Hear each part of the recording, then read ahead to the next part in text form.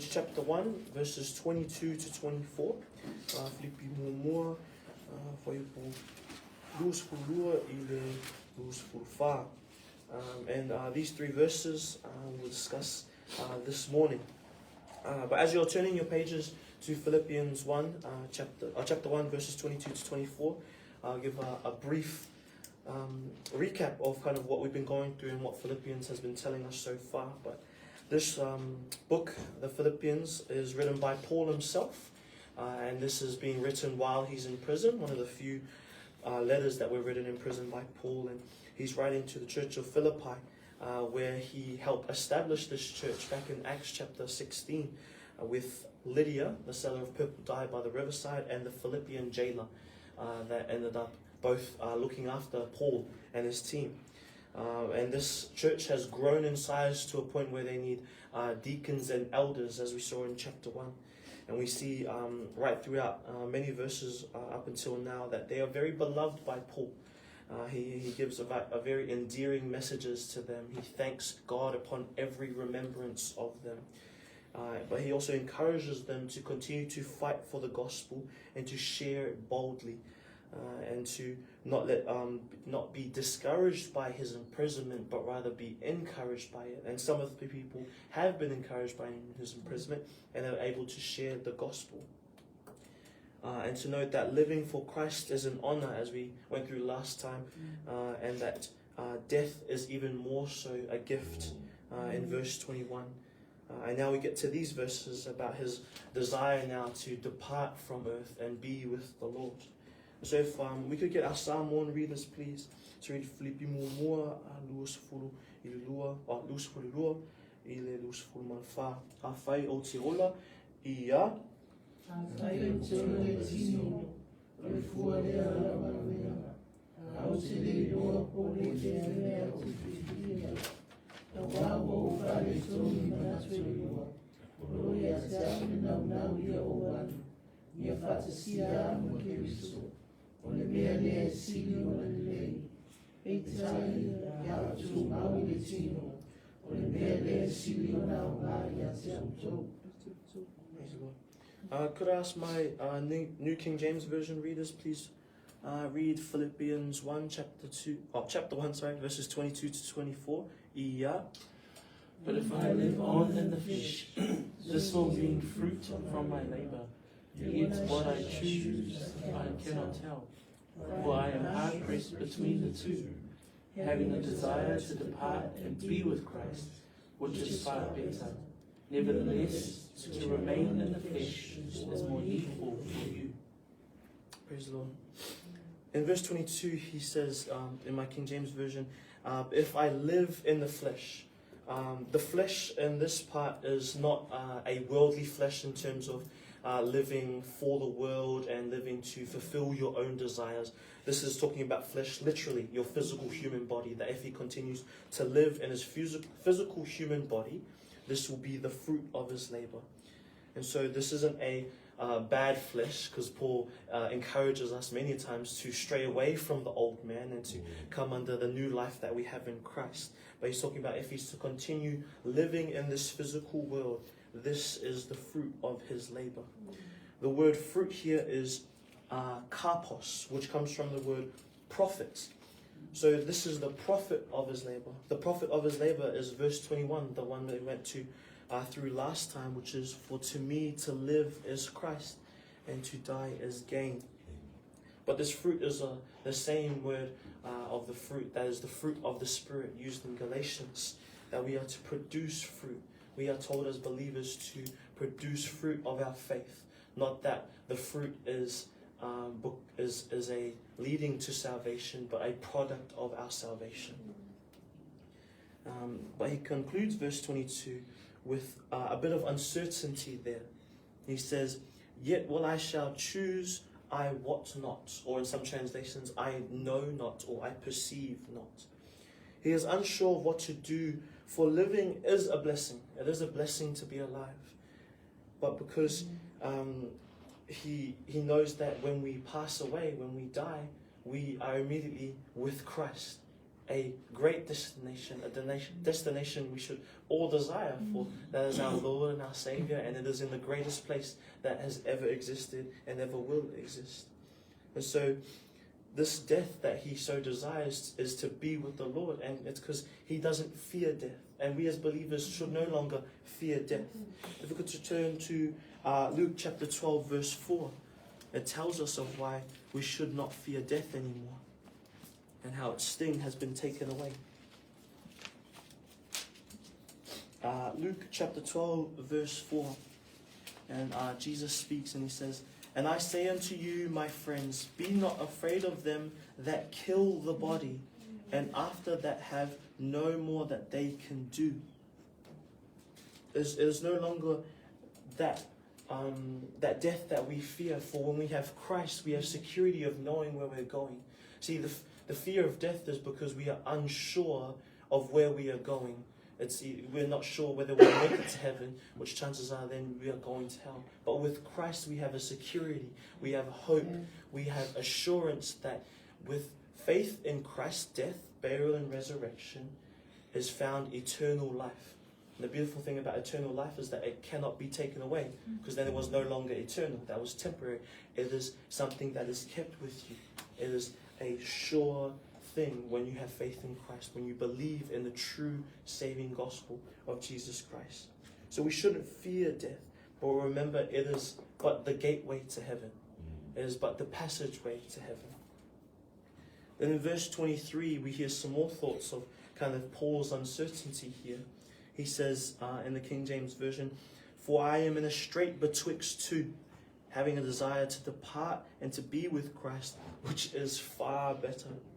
In a strait betwixt two, it's similar to the saying stuck between a rock and a hard place. It's two very difficult decisions. But the thing is, the saying stuck between a rock and a hard place usually denotes it's a bad thing. It's not a good thing to be between these decisions.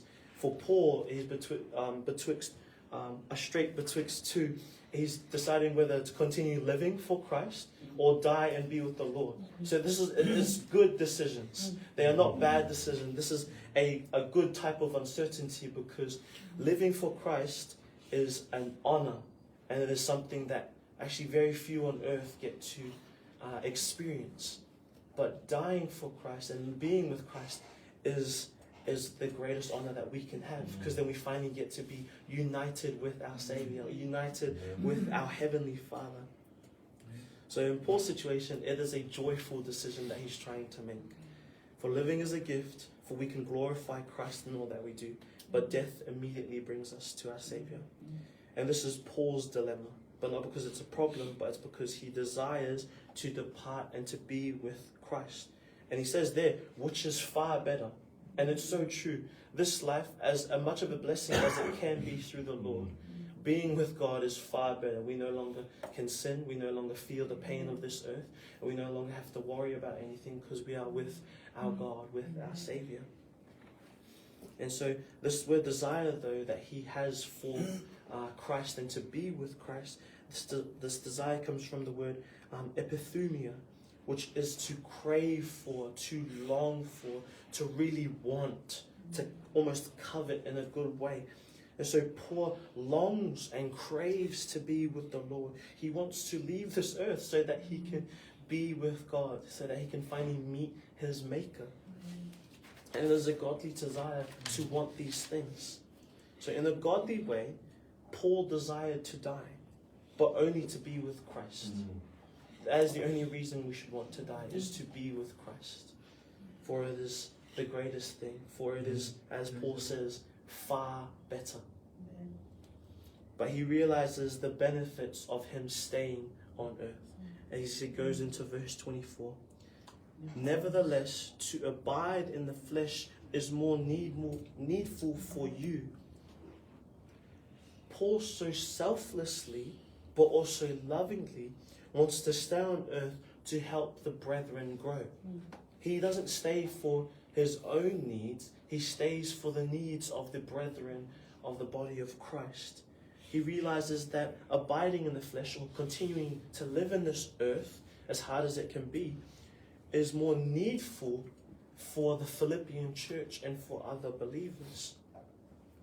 We saw earlier that there's people that have finally shared the gospel for the confidence that he instilled in them by being in prison. Paul has written about a third to half the New Testament. As we can see, Paul is a very important character, a very important man in the Word of God. And so he recognizes his calling, his role in this body of Christ, and realizes it is more needful for him to stay with the body so that he can continue to encourage them, minister to them, teach them, and bless them with the things of the Lord that God has blessed them with. So Paul, understanding his role as an apostle, especially because he mentions quite often throughout his letters that he is an apostle called by Christ. He recognizes his role as an apostle is greater than the desire he has to be with Christ at the moment, for it's not his time to go yet. This word needful comes from the word anakaios, which means necessary. It is necessary for him to stay because he knows that his time has not come yet. He knows that he still has work to do. He still has more letters to write. Maybe he didn't know that exactly, but we know now he still had more letters to write at this moment. So thank the Lord that Paul didn't take him at that time, or else we wouldn't have it. But then that's the Lord's will. He knew that this would happen, that despite knowing that his son Paul really wanted to be with him, craved and longed to be with him in heaven, he says, no, you still have more books to write. You still have more work to do. So he must stay, for it is not his time yet. But Paul eventually realizes his time is up later in 2 Timothy. If we could turn to 2 Timothy 4, verses 6 to 7. And this is actually, I believe, the last book he wrote before being killed. And he says in 2 Timothy chapter 4, verses 6 to 7, "For I am now ready to be offered, and the time of my departure is at hand." That word departure is the same word as the word depart. So he knows that his death is soon to come. "I have fought a good fight. I have finished my course. I have kept the race." Almost like, I finished the books I needed to do. I've done the work I've needed to do for the Lord. I'm ready to go now, and I know my time is about to come. And so what can we learn from this? That we should just wait till the day that we depart unto Christ?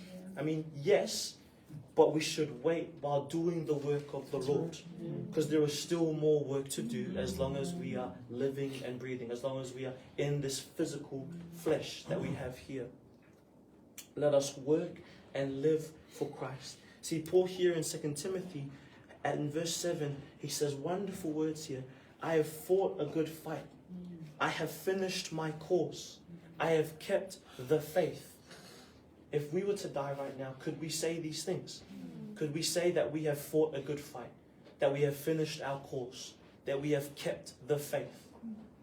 Can we say that? And I'm not saying this to challenge you and say, "Oh, you're not doing enough." No, that's between you and the Lord. But we have an encouragement here that while we are waiting to depart unto the Lord, to be with Christ, our Maker, there is work for us to do. There is a fight for us to do. There is a course for us to finish. There is a faith for us to continue to endure in and keep. And so that he sees also in this verse 6 that his death is as a drink offering. His life is also a living sacrifice unto God, and his death is finally an offering, something that is pleasing unto God. An offering in the Bible is to please the Lord.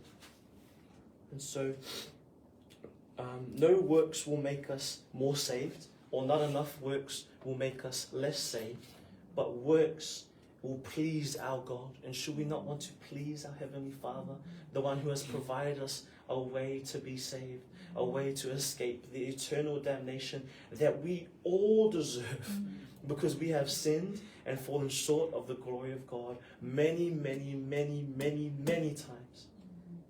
But because of Christ's death on the cross, we have a way to avoid that. We have a way to be blessed by Christ's blood, for it washes away our sins. And now we have a chance to be saved, but also to live for Christ. Christ died for us so that we may live for him. And so there's Nothing wrong with desiring to be with the Lord immediately. It's a godly thing to be with God. But as we await that eventual day, as we wait to depart, to die and go and be with the Lord, let us do work unto God. And I have three encouragements that we can do as we await the day that we eventually depart, or maybe if Jesus comes and raptures us. No one knows. But we have Matthew 4:4. This is Christ speaking to Satan as he tempts him in the wilderness and brings him those different things that he tries and challenges Christ to do. And Christ always continues to answer to Satan, "It is written." He's constantly using the word of God. And he writes there, "But he answered and said, It is written, man shall not live by bread alone, but by every word that proceedeth out of the word of God." This man that he's talking about is not just any type of man. It is man that is saved. It is a person that is saved. We as believers should not be just living on bread alone, on the food that we physically eat, but by every word that proceedeth out of the out of the mouth of God. Where do we find those words? In the Bible. As we await Christ, as we await the day that we depart, we should be in our word, not living on bread alone, but living on the words that have come out of the mouth of God. The Holy Bible in all its canon, all 66 books, nothing more, nothing less. This is the words of God, and we should be dwelling in it. We should be studying it. We should be learning from it as we await that day that we depart unto the Lord. A second thing that we can do is found in 1 Thessalonians 5 verses 16 to 18. Another letter by Paul, another encouragement unto the brethren to continue to do some certain things that will benefit them as they walk this life on earth and live for the Lord. In 1 Thessalonians 5 verses 16 to 18, he tells us to rejoice evermore, pray without ceasing, and in everything give thanks, for this is the will of God in Christ Jesus concerning you. So we are to pray without ceasing. We are to rejoice evermore, or rejoice continually, as well as it says later in Philippians. And that we are to continue to, in everything, give thanks. Not just in the good times where we are, either getting a promotion or passing our tests or doing well at work. In everything, in the times that are low, and the times that are hard, and the times where things get you down, in everything, give thanks to the Lord. To pray without ceasing, to continue to pray to the Lord, to talk to Him, to let Him know your desires and your thoughts, but not just use God as a takeaway where you can just order, and then wait for it to come. God's not like that. It's a relationship. We present those desires, and if the Lord so pleases to fulfill them, praise the Lord. If the Lord doesn't, praise the Lord. Because in everything, give thanks, for this is the will of God concerning you. And so while we wait for the Lord, let us live on every word that proceedeth out of the mouth of God, and to also pray without ceasing. And the third thing I encourage us to do while we wait until we depart unto the Lord comes from Matthew 28, verses 19 to 20. Verses that we have heard continually, and I know we know these things, but they are encouragements unto us and reminders to do these things as we desire and wait to depart unto the Lord. And Jesus speaks to the disciples here and to all believers. He says in Matthew 28, verses 19 to 20, "Go ye therefore and teach all nations, baptizing them in the name of the Father and of the Son and of the Holy Ghost, teaching them to observe all things whatsoever I have commanded you.